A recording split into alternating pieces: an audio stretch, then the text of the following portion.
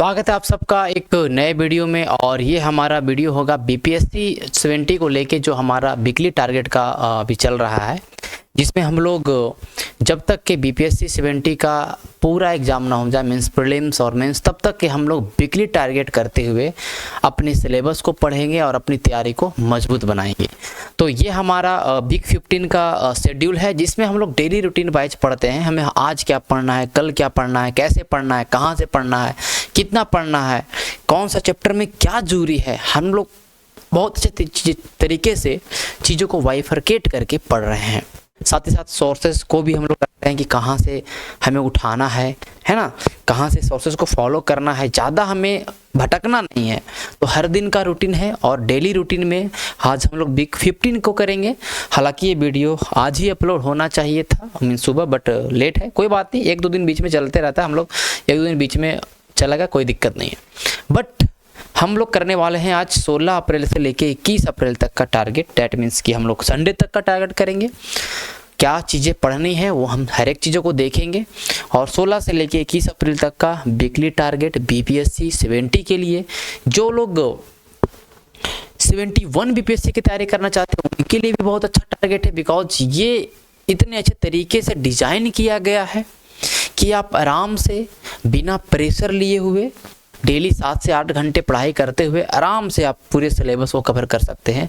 जो next BPSC देना चाहते हैं उनके लिए बहुत अच्छा है कि आराम से कवर कर लेंगे, है ना।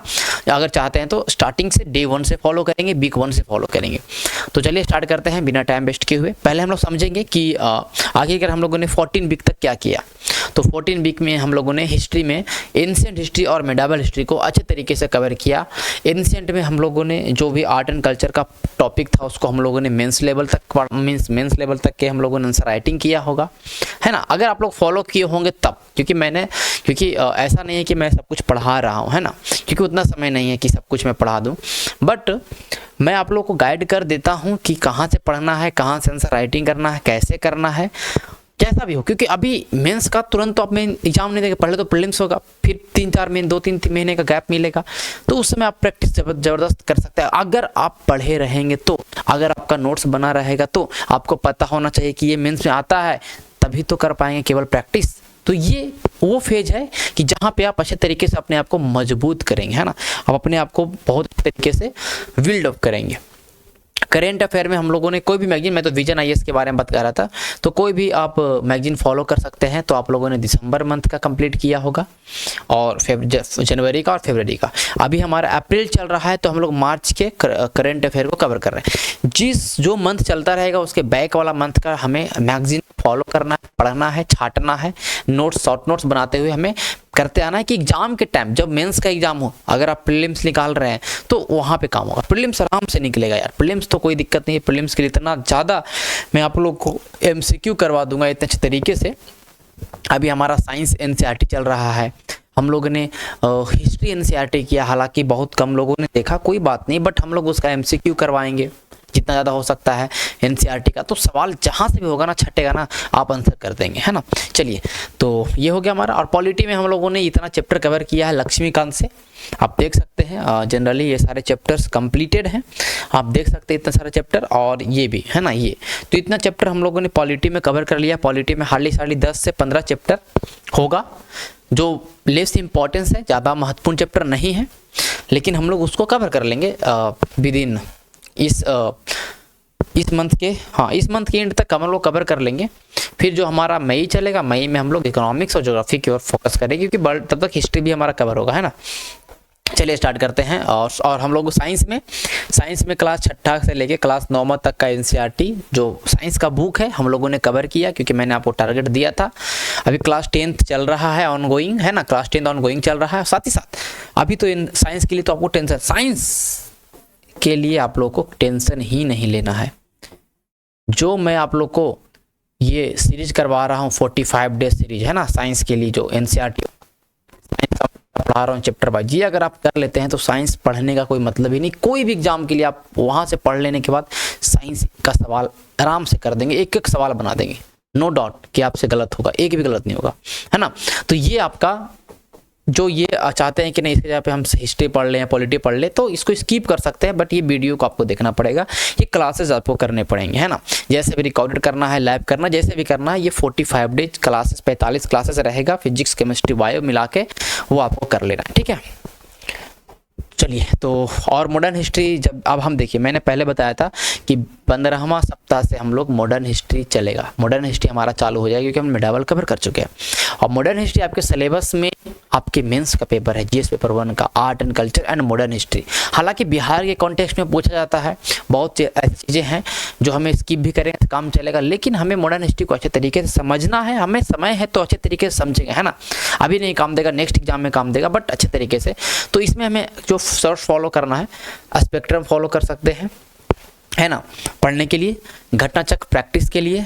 और मॉडर्न हिस्ट्री से डील करता है ये 3 किताब एनसीईआरटी का, क्लास 8वां, जिनको पढ़ने में आप देखिएगा, ऐसे नहीं कि एक दिन बैठना 8वां पढ़ना, ऐसा नहीं पढ़ना है। मैं उसके लिए आपको बताता हूँ ना कि ये चैप्टर है तो इसको चैप्टर नंबर इतना से पढ़िए, ये चैप्टर अभी पढ़ रहे हैं तो इस चैप्टर नंबर इतना से पढ़िए एनसीईआरटी में। तो ऐसे डेली एक चैप्टर करके मिलता है आप लोग को, लेकिन हम लोग पूरे मॉडर्न हिस्ट्री में 3 बुक को पढ़ना है, 3 बुक में जहाँ जहाँ चीज़ें हैं। और जाहिर सी बात है कि मैंने आपको क्लास 8 पढ़ा दिया पूरा, ठीक है, मैं क्लास 8 पूरा पढ़ा चुका हूँ। जिनको लगता है कि किताब पढ़ने में बोरिंग फील, अगर वीडियो देखेंगे क्लास 8 का 3 वीडियो मैंने बनाया है हिस्ट्री का, डेली 1 घंटा भी देखेंगे तो आपको 3 वीडियो 4 से 5 दिन में खबर हो जाएगा। लेकिन इतना अच्छा से मैंने हिस्ट्री करवा दिया है क्लास 8 का एनसीईआरटी, एक्स्ट्रा फैक्ट के साथ कि आपको हिस्ट्री, मॉडर्न हिस्ट्री पढ़ने का जरूरत नहीं है फॉर द प्रीलिम्स, है ना, और बहुत अच्छे तरीके से। तो यहाँ से कवर कर सकते हैं। क्लास 10 का मैंने, क्लास 10 में एक चैप्टर है नेशनलिज्म इन इंडिया, जो केवल वही पढ़ना है क्लास 10 वाला बुक से। और क्लास 12 जो कि पार्ट 3 जो बुक नंबर 3 है, इसमें भी मैंने एक चैप्टर पढ़ाया है, और भी चैप्टर बचे हुए मैं पूरा पढ़ा दूंगा। 4-5 चैप्टर ही इसमें है जो कि पूरा वर्ल्ड हिस्ट्री से सॉरी मॉडर्न हिस्ट्री से रिलेटेड है, लेकिन थोड़ा सा डीपली लेवल पे है, थोड़ा सा आप मेंस लेवल में आप चीज़ों को समझना है तब, है ना। हालांकि हमें मेंस में जिस पेपर 1 में सवाल आएगा, मॉडर्न हिस्ट्री से सवाल आएगा, जैसे भी सवाल आते हैं, है ना, तो हमें उस तरह से चीज़ों को समझना है। ओके, तो हमें ये सारे चीज़ों को ध्यान में रखते हुए चीज़ों को पढ़ते आना। ये सारे बुक्स होने चाहिए। जिनके पास बिपिन चंद्रा है वो भी काम चलेगा, बट स्पेक्ट्रम मेरे हिसाब से बहुत अच्छा बुक है, जहाँ पे आपको फैक्चुअल डाटा प्रीलिम्स के लिए मिलेगा और मेंस लेवल का चीज़ें भी आपको समझने में आसानी मिलेगा। तो ये भी कर सकते हैं, नो डाउट, है ना। चलिए, तो अब हमारा चालू होता है वीक 15वां, जो कि 15 अप्रैल से लेके 21 अप्रैल तक, है ना, सॉरी 16 अप्रैल से, 15 अप्रैल तो आज ही था ना, ये पिछला रूटीन था। 16 अप्रैल से लेके 21 अप्रैल तक का हमारा वीक 15 का पहला दिन मॉडर्न हिस्ट्री चालू करेंगे और पढ़ेंगे यूरोपियन कंपनी का आगमन। यूरोपियन कंपनी का आगमन में अब हम इतना नहीं करना है कि हम अंग्रेज के बारे में पढ़ रहे हैं तो पूरा अंग्रेज का एक चीज़ पढ़ रहे हैं, नहीं, क्योंकि हम केवल यूरोपियन कंपनी का आगमन पढ़ेंगे। डेट मीन्स कि पोर्तुगल कब आया, कौन पहले आया, वाइसराय कौन था, ब्लू वाटर पॉलिसी किसने लाया। जैसे अब पोर्टुगल्स पढ़ेंगे तो पोर्टुगल्स में 2-3 गवर्नर, अल्मीडा, अल्बुकर्क और नीनो डे क्यून, 3 गवर्नर के बारे में महत्वपूर्ण पढ़ना है। फिर उसके बाद पोर्टुगीज का क्या इम्पैक्ट रहा भारत में, क्या क्या चीज़, उसके प्रिंटिंग प्रेस उसका देन, है ना, आलू आया, पुर्तगालियों का देन। तो 4-5 चीज़ें ध्यान में रखने हैं, है ना। तो ये छोटे छोटे चीज़ों को आपको ध्यान में रखना है कि पोर्टुगल्स आए, पहला फैक्ट्री कहाँ बनाए, है ना, वाइसराय कौन रहा पोर्टुगीज का, है ना, क्यों बर्बाद हो गए पोर्टुगीज, है ना, उनके क्यों, क्या डिक्लाइंस का कारण रहा। मेंस लेवल में अगर पढ़ेंगे तो क्या डिक्लाइन का कारण रहा, पोर्टुगल्स क्यों हो गए, उनके धार्मिक, आप देखें कि बहुत ज़्यादा धर्म परिवर्तन के ऊपर पोर्टुगल्स ने ध्यान दिया, ब्रिटिश ने नहीं ध्यान दिया, फेल हो गए। चोर थे, है ना, पायरेसी भी करते थे, मुगलों का संबंध अच्छा नहीं रहा, है ना, और उतने सही तरीके से कंट्रोल भी, जैसे कि जब ब्रिटिश का आ जाना, ब्रिटिश नेवल में बहुत सुपीरियर हो जाना, तो कहीं ना कहीं ये सब डिक्लाइन का कारण रहता है। इन चीज़ को समझेंगे। फिर हम डच के बारे में पढ़ेंगे, नॉर्मल है डच के बारे में, है ना, डच क्योंकि बहुत सिंपल है, डच के बारे में अंग्रेजों ने भगा दिया, है ना। फिर अंग्रेज के बारे में पढ़ेंगे तो अंग्रेज के बारे में पढ़ेंगे, पहला अंग्रेज आया, है ना, फिर दोबारा अंग्रेज आया, जो भी हॉकिंस है, थॉमस रो है, इन सब के बारे में ध्यान रखेंगे, है ना। गोल्डन फरमान ध्यान में रखेंगे, पहला फैक्ट्री कहाँ स्टैब्लिशमेंट किया, पटना में कहाँ पहला फैक्ट्री, कब पटना में आया, पहला फैक्ट्री बंगाल में कब आया, जो महत्वपूर्ण एरिया। ओके, फिर उसके बाद हम लोग ध्यान में रखेंगे मेन गवर्नर जनरल, तो चारों गवर्नर जनरल, रॉबर्ट क्लाइव है, प्लासी का युद्ध, नॉर्मल, पूरा डिटेल नहीं है जाना अभी, क्योंकि हम लोग आगे कुछ पढ़ेंगे, है ना। जब हम लोग पढ़ेंगे कि ब्रिटिश साम्राज्य कैसे मजबूत हुआ, वो हम लोग वहाँ पढ़ेंगे, लेकिन अभी यहाँ पे ज़्यादा नहीं घुसना है। अभी हम लोग यहाँ पे बस अंग्रेज के बारे में समझेंगे, थोड़ा थोड़ा नॉर्मल चीज़ें, है ना, ये सब क्लियर, ये सब बुक में है। फिर डेंस बहुत सिंपल। अभी फ्रेंच के बारे में पढ़ेंगे, फ्रेंच का आना, उसमें कौन शासक था फ्रांस में, है ना, तो वो देखेंगे फ्रांस में। फिर फ्रेंच गवर्नर जो महत्वपूर्ण डुप्ले था, ये सब का नाम आपको थोड़ा थोड़ा ध्यान में रखेंगे। फिर एंग्लो फ्रेंच राइवलरी को हम लोग नेक्स्ट डेज में पढ़ेंगे, ये महत्वपूर्ण है। अब एंग्लो फ्रेंच जो आपके इन दोनों के बीच में 3 गो जो युद्ध हुआ, है ना, जिसको कर्नाटिक वार भी बोलते हैं, कर्नाटक का युद्ध भी बोलते हैं, वो आखिरकार युद्ध क्यों हुआ, क्या उसका इम्पैक्ट आया, कौन सा संधि से खत्म हुआ। तो प्रीलिम्स के लिए, मेंस के लिए क्या हो सकता है कि अंग्रेज क्यों सक्सेस हो गए। पता कि आ जाएगा सवाल, मान लेते हैं कि कर्नाटिक वार के बारे में लिखे और इसका क्या कंसिक्वेंस हुआ, और why English were success, English ही क्यों सक्सेस हुए, फ्रांस क्यों नहीं जीत गया, इंग्लिश ही हमेशा क्यों जीतते गया, और अल्टीमेटली केवल अंग्रेज ही बच जाते हैं जो कि भारत पर शासन करते हैं। तो इसके बारे में समझेंगे क्या रीजन था, तो सब कुछ आपको मिल जाएगा बुक में, है ना। बिपिन चंद्रा में मिल जाएगा भैया, स्पेक्ट्रम में मिल जाएगा, जो बुक आप फॉलो करते हैं, लेकिन अच्छे तरीके से कवर करना भाई, जो ये टॉपिक ये कवर करना है। हाँ, हालांकि मेंस लेवल में नहीं आएगा सवाल, पेपर 1 में नहीं आएगा, मुझे इतना बहुत ज़्यादा आशा है कि नहीं आएगा, बट हमें समझ लेना, क्या पता डाल दे, क्योंकि हमारा सिलेबस में है तो आ सकता है, क्लियर है, आ सकता है। और एक दिन मैं दे रहा हूँ पूरा, एक दिन में आप नहीं कर सकता। वीडियो किसी टीचर का वीडियो जो हम जिसने अच्छे से पढ़ाया है, अच्छे टीचर जो यूपीएससी के लिए है, ऐसा नहीं है, उनका वीडियो देख के कवर कर सकते हैं, नो डाउट आराम से हो जाएगा, कोई परेशानी ही नहीं है। अगर चाहिएगा करना तब, क्योंकि आप इस पर कितना टाइम दे रहे हैं, एक दिन में 5 घंटे, करेंट अफेयर 2 घंटा छोड़ के, क्योंकि करेंट अफेयर 2 घंटा मैगजीन आपको पढ़ना ही पढ़ना है, जैसे भी पढ़े। बाकी 5 घंटा 6 घंटा जो बच जाता है समय, क्योंकि साइंस के लिए भी हम टेंशन मुक्त हैं, साइंस में पूरा पढ़ा दूंगा प्रीलिम्स के लिए, है ना, जो भी हो, तो उससे टेंशन मुक्त रहिएगा आप। तो अब आपको केवल 5 घंटा केवल ये कवर कंप्लीट करना है, तो एक नोट्स भी बन जाएगा और चैप्टर भी कंप्लीट हो जाएगा 5 घंटा में, है ना। और जैसा मैंने बताया, सोर्सेज मैंने यहाँ लिखा, स्पेक्ट्रम घटक प्रैक्टिस के लिए, लूसेंट क्यूक रिवीजन के लिए, और एनसीईआरटी का क्लास 8 उठाइएगा, चैप्टर नंबर 2 देखिएगा, चैप्टर नंबर 2 तो आपको अंग्रेज के बारे में मिलेगा बहुत अच्छा से, मतलब अंग्रेज फ्रेंच के बारे में। तो चैप्टर नंबर 2 जरूर पढ़िए एनसीईआरटी का। जिनको अगर नहीं पढ़ना है क्लास 8 का चैप्टर नंबर 2, वो वीडियो देख लीजिए, 15 से 20 मिनट में मैंने करवा दिया है वीडियो में, है ना, तो वहां से कंप्लीट कर सकते, कोई कैसे भी करना है कंप्लीट, ठीक है। फिर एंग्लो कर्नाटिक वार भी आपको वही चैप्टर में मिल जाएगा। फिर आएगा मॉडर्न हिस्ट्री, लास्ट जो आपका है ना, ये आपका हो गया मंगलवार, बुधवार, बृहस्पतिवार को।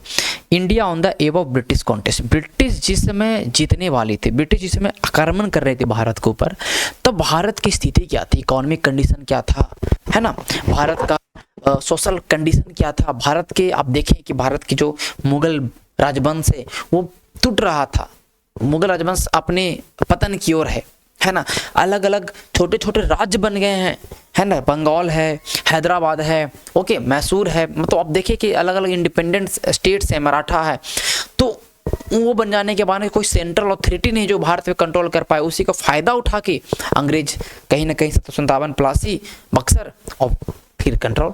तो हम लोग समझेंगे कि ब्रिटिश के समय डिक्लाइन ऑफ मुगल पढ़ेंगे, राज ऑफ, अब रीजनल स्टेट में देखिए क्या क्या पढ़ना है कि नवाब, बंगाल के नवाब, 3-4 नवाब हो, उसका नाम ध्यान में रखना है, उस समय क्या क्या महत्वपूर्ण चीजें हुआ, है ना, मुर्शिद कुली खां से चलना है, अलवर्दी खां, सिराजउद्दौला खत्म।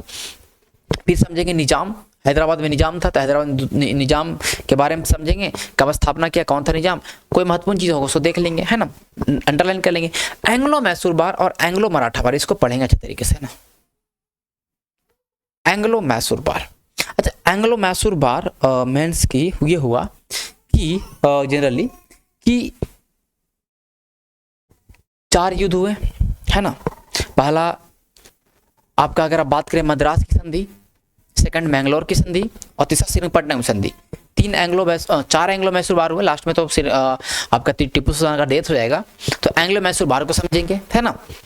ये फिर एंग्लो मराठा और अंग्रेजी भी लड़े, इसके बारे में समझ लेंगे, है ना, एक दिन पूरा है समझना। अब पूरा मराठा में आप पूरा घुसना नहीं, एंग्लो मराठा बार में क्या कॉन्सेप्ट में पहला क्यों हुआ, सेकंड क्यों हुआ, थर्ड क्यों हुआ, कहानी रट जाना, कहानी समझ लेना, माइंड में बना लेना, कॉपी में खत्म हो गया ये, है ना, ज्यादा कुछ नहीं, आप समझना, क्योंकि मजबूत कैसे हम लोग समझ चुके हैं कि आखिरकार ब्रिटिश क्यों सक्सेस हो जाएगा।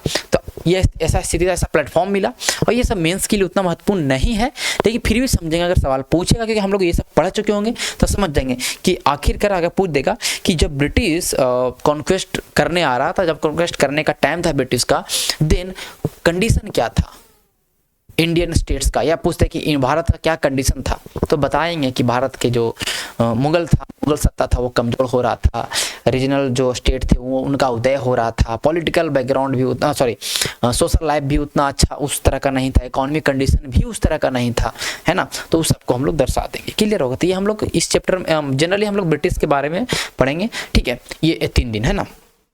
फिर आगे हम लोग चलेंगे बिग 15, है ना। बिग 15 में हम लोग देखेंगे जनरली, ओके, बिग 15 के हम लोग फिर जनरली पॉलिटी हम लोग आए हैं ना, पॉलिटी पढ़ेंगे, मतलब आगे हमारा फ्राइडे सैटरडे संडे।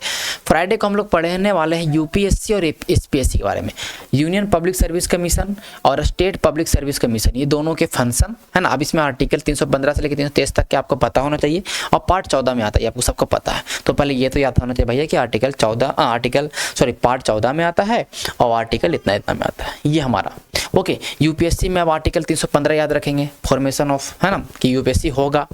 फिर 316 देखेंगे, फिर 317 देखेंगे रिमूवल वाला, है ना। फिर 320 देखेंगे उनका सब कुछ टेन्योर वाला।